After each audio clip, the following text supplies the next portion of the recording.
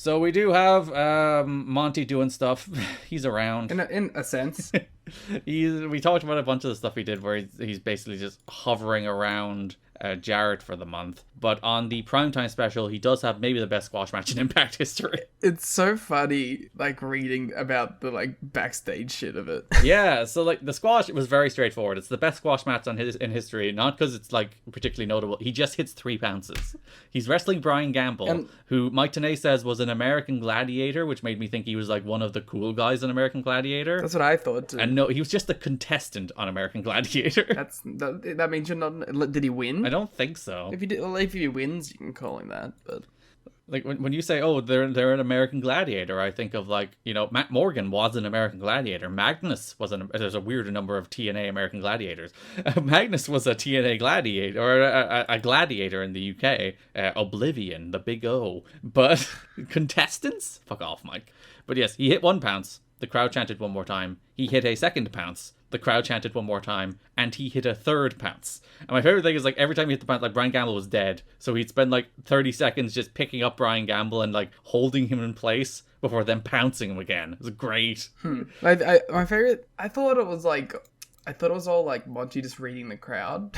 And I was going to give him so much credit, but now apparently it wasn't that. I think it was the case that he just did another one, but, like, there was just discussion about whether or not that was the right thing to do. Yeah, I guess. Because it was more the case, like, when he came back, people were like, oh, you know, you're listening, you're a heel, so you shouldn't be reacting to the crowd like that, because that's a baby but he face. shouldn't be a fucking heel. He shouldn't be, and it's so, go back to, like, the first match he had after he lost to Jarrett was that squash against Johnny Devine, where he beat the shit out of Team Canada and seemed like the coolest guy in the world, and then they turn him heel. It's like, why are you doing this? He is cool. All you want to do, like, Bill Goldberg shouldn't have been a heel. That would have been stupid. So he was a babyface who killed people and people cheered. That's what, like, the pounce is like a babyface move as it is. Yeah, he hits 3 pounces. So yeah, there was discussion afterwards about, like, one, that it would weaken his finish, which, like, it's not like Brian Gamble kicked out.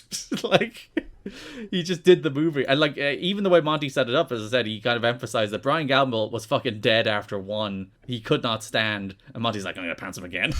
So he didn't hurt his finish. The 3rd one looked like he was actually, like, murdered. Yeah. And then the other thing was, like, should a heel do this? Which then goes back to the thing. It's like, he should not be a heel. He shouldn't be. When the crowd is chanting 1 more time after the heel hits his move in a squash match, maybe the guy shouldn't be a heel. Huh?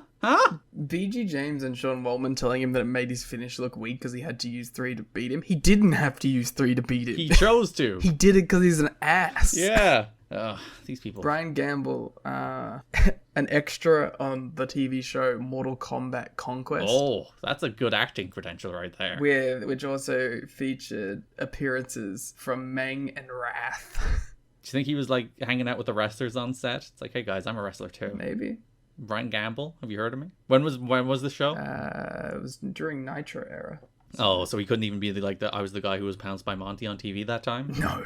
Mortal Kombat Conquest was like 98. And then next Impact Go Home show, Monty Brown comes out and he's like, I would like a title shot because I've destroyed everybody. Because I killed Brian Gamble. He did kill an American Gladiator, so he deserves it. He congratulates Jarrett, but Jarrett will feel the pounce up, period. Abyss comes out with Mitchell. Monty must have been eating poisonous berries because his brains are scrambled. Which is a very silly line. Abyss deserves the title shot more. Then Jeff Hardy comes out. Jeff will be facing Monty at Genesis. And Jeff, as he's coming out on the ramp, he's like crawling for some reason. And he looks at the camera and says, I'm a monster! Ah! It's actually the coolest thing Jeff's done his whole run. We're coming right toward the end of the Jeff run. And you can really feel it, but in kind of a good way. Yeah. It's crazy that he's about to have, like, his most successful top guy run. Yeah, because he's about to go back to WWE where he's going to, like, go into the Intercontinental title picture and be, like, a really hot mid-card star and then become the hottest wrestler in WWE. And then become world champion. Like, I had a discussion with somebody at one stage about whether or not Jeff Hardy or CM Punk was a bigger star. And I was like, to the people Punk means something to, he means a lot to. But at the peak of Jeff Hardy's powers, he is the only babyface that was, like, on John Cena's level. I think Jeff was the biggest star for a shorter period. Yeah, like at their respective peaks, Jeff was absolutely positively a bigger star. Yeah, but Punk had longevity as a star. And Jeff jeffed every time he'd be... Well, Punk punked, so... That's true. They do implode at their stars for very different reasons. When Punk starts his new promotion, he should bring Jeff in. Yeah. I'm just going to keep speaking it until it happens, because I want it to happen so badly. I feel like modern fans don't realize just how big a star Jeff was in 2008. Like, yeah, that was my like peak WWE fandom. Not to be the Google Trends guy, but I was looking at it while having that discussion, and like the only babyface in WWE over the last 15 years that has peaked higher on Google Trends at any point than John Cena was Jeff Hardy during that run. Like, it didn't last very long for various reasons, and it didn't come with him to TNA for various reasons. But 2008, 2009, Jeff Hardy was the biggest babyface in the company other than Cena, and bigger than Cena for a little bit. He was insane. Jeff Hardy Mania was going wild. So this segment was the classic Liam Jones special. Monty, Abyss, Hardy all coming out being like, I'd like to be number one contenders. Brawl, security separates them. I attest that it's only a special when it's cool, but yeah, sure. Do you have an issue with Abyss? I just like the end result for all this is wrestling Jeff Jarrett. I'm a monster. Arr. That's kind of sick though. That was kind of sick, I won't lie. Monty faces Hardy on the pay-per-view in a match I thought was pretty okay for what it was. Yeah, it was pretty good. Like, as far as like a regular ass match that was Jeff doing Jeff stuff, pretty good. Monty got to win. Yeah, it was a 3-star mid-card match that was trying to be a 3-star mid-card match. I'm like, cool. And that's not bad, you know. You don't need every... I mean, you know...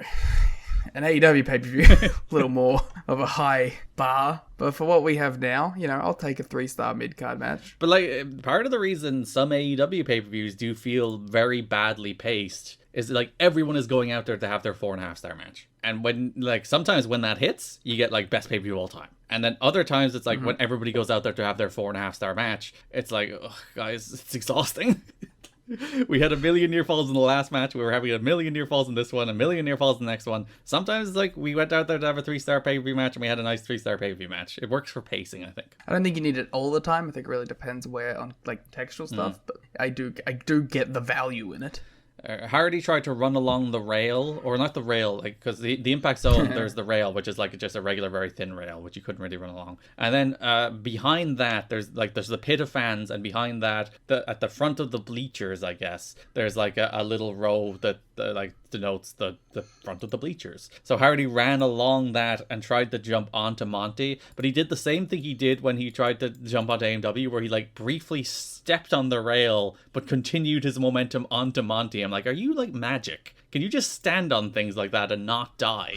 I think that's like where all of his body awareness goes. Is his ability to run on small surfaces. Remember that one time he like ate shit completely? I think it was in like a Fed match. Don't. Yeah, he was like running on it and he tripped. Oh, that is the woes of being Jeff Hardy at all times. You might eat the shit. fact that I can only remember like one instance of that happening is pretty impressive. Yeah, because he used to do it on the WWE barricade a lot, which is always a cool spot. He ate shit on a Whisper in the Wind, but then hit one shortly after. I talk about it in the watch along, but it's so remarkable how fast he hits the Whisper in the Wind. It's just like I've seen old Jeff Hardy for too long, where he very slowly goes up for the Whisper in the Wind and it doesn't really hit it that well these days. That where you watch the one where he can like leap to the top into the Whisper in the Wind in like one fluid motion. You're like, oh yeah, he used to be young. He did used to be young. Hardy misses the swanton. Monty hits him with a pounce. Monty is, in theory, number one contender, but I don't think he ever gets a title shot. The story of Monty Brown. That's true.